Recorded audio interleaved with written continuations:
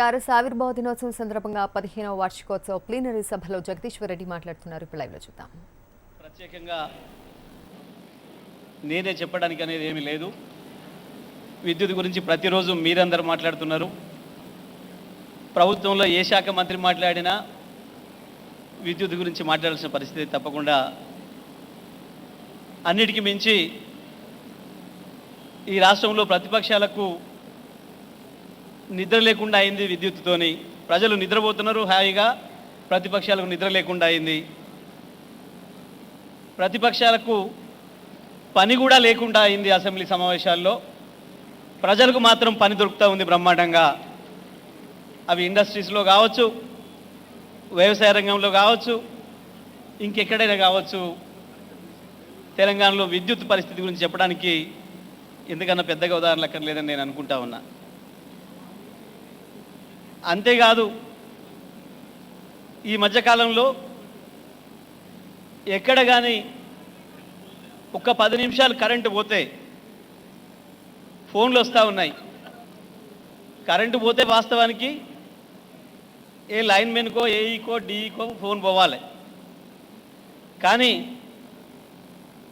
ఏకంగా సిఎండీలకో లేదా విద్యుత్ శాఖ మంత్రికే ఫోన్ వస్తూ ఉంది. సార్, మా వార్డులో, మా ఊర్లో కరెంటు పోయింది, 10 నిమిషాలా ఇంకా రాక అంటే ఇది ప్రజలకు విద్యుత్ శాఖ మీద వచ్చిన విశ్వాసానికి నిదర్శనం. గతంలో చూసినాం, కరెంటు ఈ సమయం నుంచి ఈ సమయం ఇస్తాం, 3 గంటల నుంచి 6 గంటలు ఇస్తామంటే 3 గంటలు దాటినాక పావు గంటకి ఇచ్చి 6 కాకముందే పావు గంట ముందు తీసేసేది. పేరుకి 6 గంటలు 3 గంటలు ఇచ్చినామని చెప్పినా, ఎప్పుడైనా పొరపాట్ల చెప్పిన సమయానికంటే 1 నిమిషం ఎక్కువ ఉంటే ప్రజలు చర్చ చేసుకునే వాళ్ళు, ఆ ప్రాంతంలో ఉన్నవాళ్ళు, అరే 6 అయిపోయింది, కరెంట్ ఎందుకు ఉంది, ఇంకా ఎట్లా ఉంది, ఎట్లా ఉండనిచ్చినారు అని. కానీ ఇప్పుడు 10 నిమిషాలు పోతేనే చర్చ. తెలంగాణ రాష్ట్ర ప్రభుత్వం సాధించిన మొదటి విజయాల్లో విద్యుత్ శక్తి ఒకటైన విషయం తెలంగాణ ప్రజలందరికీ కూడా తెలుసు. అయితే ఈ సందర్భంలో మీకు కొన్ని విషయాలను కూడా మీతో పంచుకోవాల్సిన అవసరం ఉంది. వాస్తవానికి ముఖ్యమంత్రి గారికి ఇష్టం ఉండదు, కానీ వారు ఉన్నప్పుడు మాట్లాడుకోవడం, మనం ఈ విషయాలు ఇదే సరైన వేదిక కాబట్టి మనం మాట్లాడుకోవాలి. చాలామంది అనుమానాలు వ్యక్తం చేస్తూ ఉన్నారు. ఎట్లా ఇస్తున్నారు కేసీఆర్ కరెంటు, ఎట్లా సాధ్యమైంది, కొత్తగా ఏమి ఉత్పత్తి చేయలే కదా, అయినా ఎన్నికల ముందే చెప్పినారు, సంవత్సరం సమయం ఇవ్వండి, ఆ తర్వాత నేను సరి చేస్తా అని చెప్పినారు. కానీ ప్రజలు ఇచ్చిన సంవత్సరం సమయం కూడా తీసుకోకుండానే ఎట్లా విద్యుత్ శక్తి ఇవ్వగలుగుతున్నారు సారు అని చెప్పి చాలామంది అనుమానాలు వ్యక్తం చేస్తూ ఉన్నారు. ప్రజలు సంతోషంగా ఉన్నారు, కేసీఆర్ గారి సామర్థ్యం తెలుసు కాబట్టి తెచ్చినారని. కానీ అర్థం కాకుండా ఆగమవుతున్న వాళ్ళు ప్రతిపక్ష నాయకులు. కానీ కేసీఆర్ గారు కేవలం ముఖ్యమంత్రి అయిన తర్వాతనే విద్యుత్ శక్తి విషయంలో చర్యలు మొదలు పెట్టలే. 2009 డిసెంబర్లో తెలంగాణ రాష్ట్ర ప్రకటన ఢిల్లీ నుండి, పార్లమెంటు నుండి వెలువడ్డ మరుక్షణం నుంచే తెలంగాణ అభివృద్ధి గురించి ఆలోచనలు మొదలుపెట్టినారు. తెలంగాణ అభివృద్ధి గురించి ఆలోచించడం అంటే మొట్టమొదటి తెలంగాణ విద్యుత్తును సరిచేయడం అనే విషయంలో కేసీఆర్ గారికి ముందే ఆ రోజే ఆలోచన ఉంది. ఆ రోజే వ్యవసాయం కూడా ప్రారంభించినారు. తెలంగాణ రాష్ట్రం అంటేనే వ్యవసాయం. తెలంగాణ ఉద్యమం ప్రారంభమైందే వ్యవసాయం కొరకు, రైతుల కొరకు. విద్యుత్ శక్తి విషయంలోనే ఉద్యమం మొదలైంది. అందుకే తెలంగాణను బాగు చేయడం అంటే, బంగారు తెలంగాణ నిర్మాణం చేయడం అంటే తెలంగాణ రైతాంగాన్ని బాగు చేయడమే. తెలంగాణ రైతాంగాన్ని బాగు చేయాలంటే విద్యుత్ శక్తి విషయంలోనే. సాగునీరు ఇవ్వాలన్నా, ఇవాళ తెలంగాణకి ఇరిగేషన్ ప్రాజెక్టులు రావాలన్నా మనకున్న భౌగోళిక పరిస్థితులలో తప్పకుండా అవి లిఫ్ట్ ఇరిగేషన్లే కాబట్టి, ఎత్తిపోతలే కాబట్టి, విద్యుత్ శక్తి లేకుండా ఎత్తిపోతలు జరిగే అవకాశం లేదు కాబట్టి తప్పకుండా విద్యుత్ శక్తినే ఉండాల్సిన అవసరం ఉంటుందని చెప్పి ముఖ్యమంత్రి గారు ఉద్యమ నాయకుడిగా ఉన్న కాలంలోనే దానికి సంబంధించిన ఆలోచనలు మొదలుపెట్టినారు. అంతేకాదు, ఇంకా మాట చెప్పాలంటే 2001లో ఉద్యమం ప్రారంభం చేసిన నాడే కేసీఆర్ గారు ఒక మాట చెప్పినారు. తెలంగాణ ఉద్యమం ఏ పదంలో నడవాలి, ఏ లైన్లో నడవాలని చర్చ వచ్చినప్పుడు తెలంగాణ ఉద్యమం ఒకరికి వ్యతిరేకంగా జరిగే ఉద్యమం కాదు. తెలంగాణ ఉద్యమం మాకు కావాలని చెప్పే ఉద్యమం. తెలంగాణ ఉద్యమం పాజిటివ్ లైన్లో నడవాల్సిన ఉద్యమం. మనది మనం కోరుతున్నాం తప్ప ఇంకొకటి వెళ్ళిపోవాలనో ఇంకొకటి కావాలనో మనం కోరడం లేదు. అది సరి అయింది కాదు. అంతేకాదు, ఇవాళ హైదరాబాద్ తెలంగాణ బ్రాండ్ ఇమేజ్ భారతదేశంలో కాదు ప్రపంచంలో కూడా హైదరాబాద్కు ఉండే ఇమేజ్ హైదరాబాద్కు ఉంది. హైదరాబాద్ తెలంగాణకు గుండెకాయ. హైదరాబాద్ ఇమేజ్ను కాపాడుకుంటేనే తెచ్చిన తెలంగాణ రాష్ట్రాన్ని బాగు చేసుకోగలుగుతాం తప్ప దాన్ని ఖరాబు చేసుకుంటే తెలంగాణ అభివృద్ధి చేయలేం. అట్లాంటి తెలంగాణ వచ్చినా ఉపయోగం లేదని చెప్పి కేసీఆర్ గారు 2001లోనే చెప్పినారు. కేసీఆర్ గారు ఆనాడు ఈనాడు ఎప్పుడైనా తన విజన్ ఉన్న నాయకులు. అందుకే ఇవాళ తెలంగాణ విద్యుత్ శక్తి రంగంలో మొట్టమొదటిగా విజయాన్ని సాధించగలిగింది. అనుకున్న సమయం కంటే ముందే విజయాన్ని సాధించగలిగింది. అంతేకాదు, మీరు అందరూ కూడా చూసినారు, అన్ని ప్రతిపక్షాలు చూసినాయి, ప్రపంచమంతా చూసింది. 2009లో, ఆ తర్వాత 2014లో 13లో మళ్ళీ తెలంగాణ బిల్ కేంద్రంలో ప్రవేశపెట్టాలనే సందర్భం వచ్చినప్పుడు అప్పటి ముఖ్యమంత్రి విద్యుత్ శక్తి విషయంలో చేసిన వ్యాఖ్యల్ని తెల్లవారి తిప్పికొడుతూ తెలంగాణ ప్రజలకి ఒక స్పష్టతనిచ్చిండ్రు ఆనాటి ఉద్యమ నాయకుడిగా కేసీఆర్ గారు. తెలంగాణ రాష్ట్రం వస్తే విద్యుత్ శక్తి పలానా చోటు నుంచి వస్తుంది, పలానా రాష్ట్రంలో దొరుకుతుంది, పలానా చర్యల ద్వారా నేను విద్యుత్ శక్తిని ఇస్తాను, ఒక సంవత్సర కాలం ఇబ్బంది పడతాం తప్ప అని చెప్పి ఆనాడే చెప్పాను. చాలామంది నాయకులు వాళ్ళు కూడా మాట్లాడారు. కేసీఆర్ ఎట్లా చెప్తాడు, కేసీఆర్ ఏమన్నా ముఖ్యమంత్రి? చాలామంది చాలా మాటలు మాట్లాడారు. నిజమే, అవాళటి ఉన్న ముఖ్యమంత్రులు బాధ్యత రాహిత్యంగా ఉన్నారు కాబట్టి తెలంగాణ ప్రజలుగా చూసే పరిస్థితుల్లో లేరు కాబట్టి ఉద్యమ నాయకుడిగా తానే ఆనాడే బాధ్యత తీసుకొని చెప్పిండ్రు. 2009 నుండే తెలంగాణలో విద్యుత్ రంగాన్ని ఎట్లా అభివృద్ధి చేయాలని ఆలోచనలు చేసిండ్రు. ఇవాళ దాని ఫలితమే ఇవాళ తెలంగాణ ఈ రకంగా వెలుగులు నింపుకొని ఉన్నది. ఉత్తనే రాలే. అంతేకాదు, ఇవాళ చాలామంది చాలా మాటలు మాట్లాడుతున్నారు. విద్యుత్ శక్తి విషయంలో మనకు తెలుసు గతంలో ఏం జరిగిందో. నేను విద్యుత్ శక్తి శాఖ మంత్రిగా బాల్కొండకు వెళ్ళినా మొన్న, మిత్రుడు ప్రశాంత్ అక్కడ శంకుస్థాపన చేద్దాం రమ్మనంటే సబ్ స్టేషన్కి. నాకు అక్కడ పోయిన తర్వాత ఒక ఆశ్చర్యకరమైన సంఘటన కనపడ్డది. ఆ కొబ్బరికాయ కొట్టే ముందు సబ్ స్టేషన్ కమిటీ చైర్మన్ ఉన్నాడు, ఆయనతో కొబ్బరికాయ కొట్టేయాలని చెప్పి ఊరోళ్ళంతా పిలిచినారు. సబ్ స్టేషన్ కమిటీ ఏంటి అని నేను అడిగిన. ఏం లేదన్నా, మా ఊళ్ళో సబ్ స్టేషన్ కావాలని కమిటీ వేసుకొని రైతులందరూ కలిసి 5 ఏళ్ల నుంచి వెళ్ళి తిరుగుతున్నారు, సబ్ స్టేషన్ రాలేదు, ఇప్పుడు వచ్చింది, అందుకే ఆ కమిటీ చైర్మన్ను కొబ్బరికాయ కొట్టమని చెప్తున్నాము అని. అంటే ఒక సబ్ స్టేషన్ కావాలంటే సంవత్సరాల తరబడి తిరిగి రైతులు కమిటీలు వేసుకొని డబ్బులు ఖర్చు పెట్టుకొని సెక్రటేరియట్ చుట్టూ దిగాల్సిన పరిస్థితి. కానీ ఇవాళ పరిస్థితి ఏందో మీ అందరికీ తెలుసు. ఒక్కొక్క మండలంలో ఎన్ని సబ్ స్టేషన్లు వచ్చినాయో మీరు అందరూ కూడా చూసినారు. లైన్ల నిర్మాణం ఇంకా దారుణం. వాస్తవానికి ముఖ్యమంత్రి గారి ఆదేశాల ప్రకారం 9 గంటల రైతులకు విద్యుత్ అందించాలని చెప్పి మేము ప్రయత్నాలు ప్రారంభం చేసినాం. ముఖ్యమంత్రి గారు చెప్పిన మరుక్షణమే ఇవ్వడానికి కూడా విద్యుత్ శాఖ సిబ్బంది సిద్ధంగా ఉండే. కానీ లైన్లు లేవు.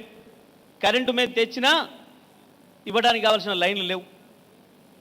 ఇంకా ఒక మాట చెప్పాలంటే, గతంలో ఏ విద్యుత్ శాఖ మంత్రి కూడా ఒక సబ్ స్టేషన్ శంకుస్థాపన చేసి నిర్మాణం పూర్తయిన తర్వాత మళ్ళీ ప్రారంభం చేసే వాళ్ళు మనకు కనపడలే. అంత దారుణంగా ఉండే పరిస్థితులు. కానీ ఇవాళ కేవలం నెలల కాలంలోనే సబ్ స్టేషన్ల నిర్మాణం, లైన్ల నిర్మాణం పూర్తి చేసుకొని తొందరలోనే 9 గంటల విద్యుత్ శక్తిని అందించడానికి కూడా సిద్ధంగా ఉన్నాం. ఇప్పటికే ఇస్తూ ఉన్నాం. నిరంతరంగా 9 గంటలు పొద్దున్నాకనే ఇవ్వాలనేది ముఖ్యమంత్రి గారి ఆలోచన. కానీ రైతాంగం నుండి వచ్చిన విజ్ఞప్తుల మేరకు, ప్రజాప్రతినిధుల నుండి వచ్చిన విజ్ఞప్తుల మేరకు పగటిపూట 6 గంటలు ఇస్తూ ఉన్నాం, రాత్రిపూట 3 గంటలు ఇస్తూ ఉన్నాం. కానీ ముఖ్యమంత్రి గారు దాంతో కూడా సంతృప్తిగా లేరు. మీరు నాకు అవన్నీ చెప్పొద్దు, పొద్దున్నానికనే 9 గంటలు రాష్ట్రమంతటా ఇస్తేనే మీరు నిరంతరాయం 9 గంటలు ఇచ్చినట్టు నేను ఒప్పుకుంటానని చెప్పి ముఖ్యమంత్రి గారు అంటున్నారు. ఇదే సందర్భంలో ఇంకొక మాట కూడా మీకు తెలియజేయాలి. విద్యుత్ శక్తి శాఖ ముఖ్యమంత్రి గారు అంటలేరు, కార్యకర్తలు కూడా అంటున్నారు. కార్యకర్తలు అంటే వర్షాలు పడ్డ తర్వాత ఇవ్వాలి మీరు, రైతుల నుంచి విజ్ఞప్తి అయితే మాకు అది కమిట్ చేయాలి మీరు. ఇప్పుడు సరే, ఇప్పుడు డాట్ ఉంది, 2 స్పెల్స్లో ఇవ్వండి. కానీ వర్షాలు పడ్డ తర్వాత మాట 9 గంటల మాట నిలబెట్టుకోవాలి మీరు. తప్పకుండా ముఖ్యమంత్రి గారి ఆదేశాలని అమలు చేస్తాం. 9 గంటలు నిరంతరాయంగా ఇవ్వడానికి ప్రయత్నాలు చేస్తాం.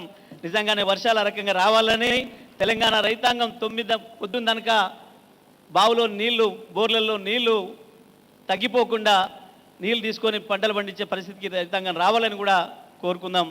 మరి అదే పద్ధతుల్లో ఇవాళ ఇంకొక మాట కూడా మీకు చెప్పాలి. ఈ సందర్భంగా విద్యుత్ శక్తికి సంబంధించి బిల్లులు రేట్లు పెంచకపోవడం వల్ల మా సంస్థలు నష్టాల్లోకి వెళ్తూ ఉన్నాయి. ఇప్పటికే 6,000 కోట్ల రూపాయల పైగా లోటు ఉంది. విద్యుత్ అధికారులు ఏఆర్సీ ఎలక్ట్రిసిటీ రెగ్యులేటర్ కమిషన్ విద్యుత్ బిల్లుల ధరలు పెంచాలి అని చెప్పి టారిఫ్ రేట్లు పెంచాలి అని చెప్పి ప్రతిపాదన పెట్టింది.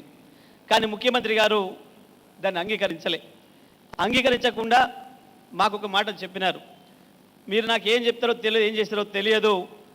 మీరు పెంచాలనుకుంటే ఎవరెవరికి రేట్లు పెంచాలనుకుంటున్నారో వాళ్ళతో మాట్లాడండి, వాళ్ళను ఒప్పించండి. పారిశ్రామికవేత్తలు పెంచాలనుకుంటే పారిశ్రామికవేత్తలతో మాట్లాడండి.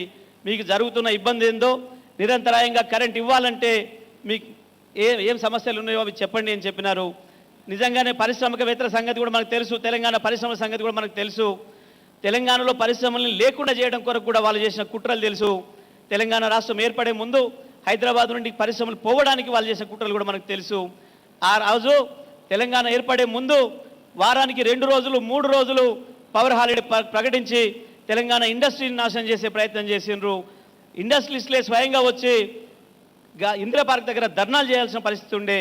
కానీ వాళ్ళు అటువంటి ఇండస్ట్రీస్ ఒక్క నిమిషం కూడా కరెంటు పోకుండా చాలా సందర్భాల్లో ముఖ్యమంత్రి గారికే కాదు ఇతర వేదికల్లో కూడా మీరు చెప్పినారు. ఇండస్ట్రీకి సంబంధించిన నాయకులు, ఉద్యమ నాయకులు కూడా మేము గతంలో ఒక్క ఎండాకాలం వస్తే దాదాపు 60 లక్షలు 70 లక్షలు కోటి రూపాయలకు పైగా డీజిల్ కొరకు ఖర్చు పెట్టే వాళ్ళం. ఇవాళ మాకు మిగులుతున్నాయి సార్, తప్పకుండా మీరు కొంచెం ధర పెంచినా సరే మేము ఇవ్వడానికి సిద్ధంగా ఉన్నామని చెప్పినారు. అదేవిధంగా గృహ అవసరాలకు సంబంధించి కూడా దాదాపుగా 87 లక్షల మంది గృహ వినియోగదారులకి విద్యుత్ శాఖ సబ్సిడీ ఇస్తూ ఉంది. దాని విషయంలో కూడా ఎంతో కొంత ధర పెంచకపోతే సంస్థలు బతికే పరిస్థితి లేదు అని చెప్పినప్పటికీ కూడా ముఖ్యమంత్రి గారు అంగీకరించలేదు. మీరు లైన్ లాసెస్ తగ్గించుకోండి, ఉత్పత్తి సామర్థ్యాన్ని పెంచుకోండి, ఆ పద్ధతుల్లో నష్టాలు పూడ్చుకోండి తప్ప ప్రజల మీద భారం మాత్రం వేయవద్దని చెప్పి ముఖ్యమంత్రి గారు ఆదేశాలు ఇస్తూ ఉన్నారు. అయినప్పటికీ మేము అన్ని ప్రయత్నాలు చేస్తూ ఉన్నాం. ఆ ప్రయత్నాల్లో భాగంగానే ఇప్పుడు ఉన్న పవర్ జనరేషన్ స్టేషన్స్ ఏదైతే ఉన్నాయో మనం ప్రభుత్వం రాకముందు ఉన్నదానికి ఇప్పుడు ఉత్పత్తి సామర్థ్యాన్ని పెంచడం ద్వారా దాదాపు 1000 మెగావాట్లకు పైగా ఉత్పత్తిని పెంచడం పాత స్టేషన్ల ద్వారా అనే విషయాన్ని కూడా ఈ సందర్భంగా నేను అందరికీ కూడా తెలియజేస్తా ఉన్నా. మరి ఆ పద్ధతుల్లో లైన్ లాసెస్ను తగ్గిస్తూ ఉత్పత్తి సామర్థ్యాన్ని పెంచుకుంటూ వీలైనంత తక్కువ ధరలలోనే ప్రజలందరికీ కూడా విద్యుత్తును అందించాలని, గృహ వినియోగదారులకు కానీ పారిశ్రామికవేత్తలకు కానీ వ్యవసాయానికి కానీ అనుకున్న పద్ధతుల్లో విద్యుత్తును అందించాలనే ప్రయత్నం మేము చేస్తూ ఉన్నాం. అంతేకాదు ముఖ్యమంత్రి గారు ఇంకొక ఆలోచన కూడా చేసినారు. ముఖ్యమంత్రి గారు ఏం ఆలోచన చేసినా ఈ రోజు కొరకు మాత్రమే ఆలోచన చేయరు. ఈ క్షణం దాటవేద్దామనే ఆలోచన ఎప్పుడు కూడా చేయలేదు, వారి జీవితంలోనే ఎప్పుడు కూడా చేయలేదు. ఇవాళ విద్యుత్ శక్తి విషయంలో కూడా ఈ రోజు రేపు ఎల్లుండి కొరకు కాదు మీరు చేయాల్సిన ప్రణాళికలు. ఇంకా 40 సంవత్సరాలకైనా సరిపోయే పద్ధతుల్లో విద్యుత్ ఉత్పాదన ఉండాలి.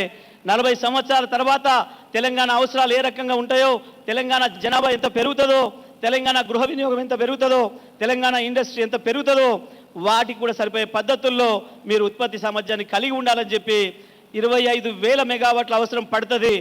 అంతకు పూర్తిగా మీరు సిద్ధంగా ఉండాలని చెప్పి ఇప్పటికే వారు ఆదేశాలు ఇచ్చిండ్రు.